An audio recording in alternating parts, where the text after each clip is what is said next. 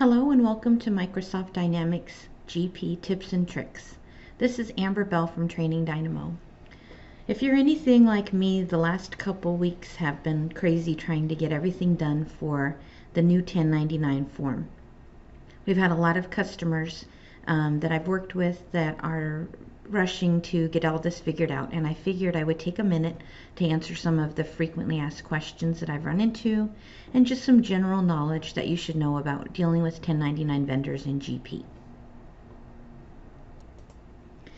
I want to show you where you're going to set up a vendor as a 1099 vendor and show you a couple of the fields that you'll want to fill out.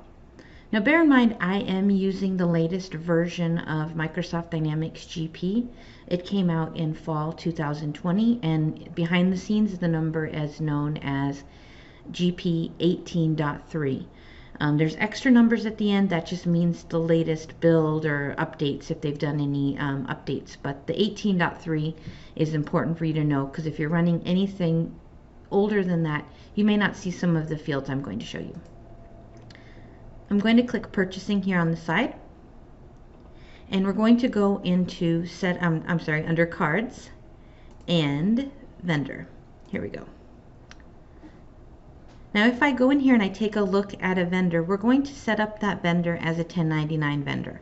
So I'm going to come in, I'm just going to pick any vendor that I have, and we're going to turn them into a 1099 vendor. So I can come in here, this is a construction company.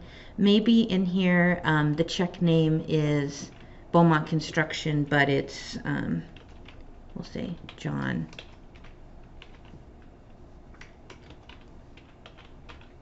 Maybe it's John Beaumont and he has the checks go to Beaumont Construction, or vice versa. We can do that. His brother Phil runs things as well. We have lots of options in that window.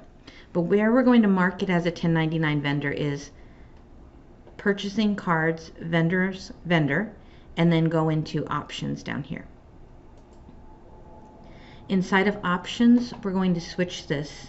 And right now he's already set up as a 1099 vendor, but we can come in, and this is where the new change for GP 18.3 kicks in. In older versions, it would be miscellaneous box 7. Now that's not the current settings that the IRS would use, but that's what it would be in anything older. So you would see miscellaneous 7.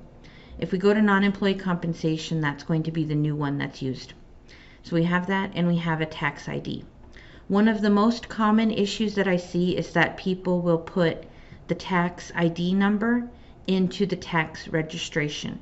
The tax registration does not print on the 1099. The tax ID does print. The name of the vendor doesn't print on the 1099. The check name prints on the 1099. Now that isn't saying that you couldn't customize the forms, but we're talking about standard forms. In GP 18.3 and newer, you're also going to have this new field called DBA. So in the DBA, I might call this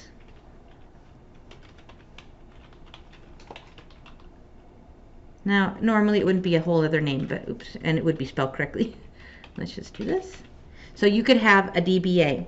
Now that DBA will print on the 1099 underneath the check name. We're going to go ahead and click OK, and we're going to hit save.